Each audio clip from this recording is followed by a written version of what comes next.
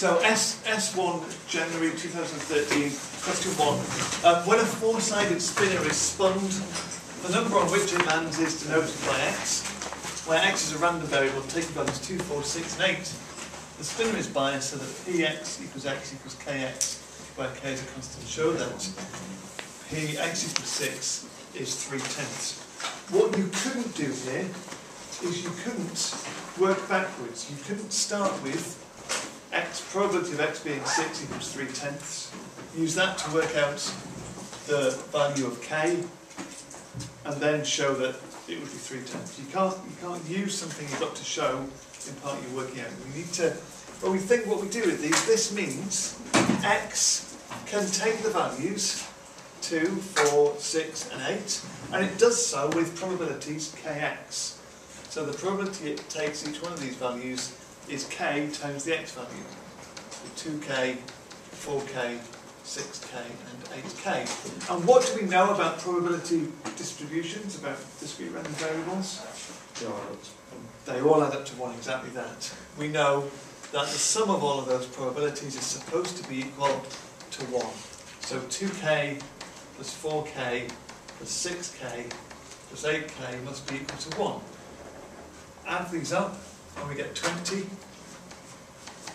So k is 1/20th. That's what we needed to do. So the probability that x is equal to 6, which is 6 times k, is 6 times 1/20, which is 3/10. If we cancel it down. That was how we would get all of the marks for that. We said this before, we did this as a mock exam.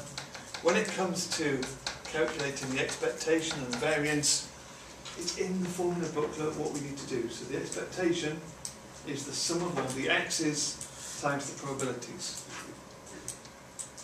So it's each x value. Let's just have a little reminder actually.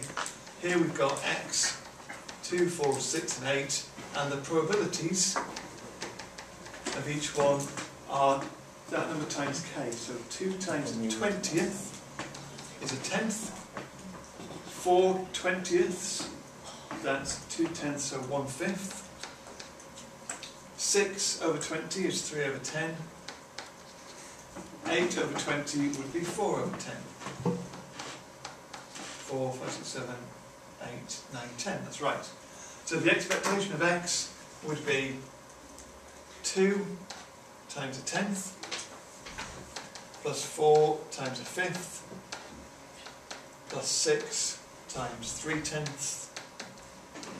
plus 8 times 4/10. And if we add all of that up, we get 6, don't we? 6. The variance, we've written the variance like this. We've written it as being the expectation of x squared, take away the square of the expectation of x. And that first bit is what you get if you square the x numbers before you multiply by the probabilities. So that is 2 squared times 1/10 plus 4 squared times 1/5 plus 6 squared times 3/10 plus 8 squared times 4/10. Now what? And then we need to subtract the square of the mean. That was 6. We need to remember to square it, so we take away 6 squared. And that, I think, this gives us 40. And we take away 36.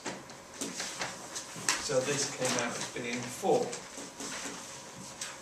What a number of you forgot to do is, quite a few of you forgot to take away the square of the mean when you work this bit out. You've got to remember it's the whole thing that we just calculated in there. Okay? Great. Start the video.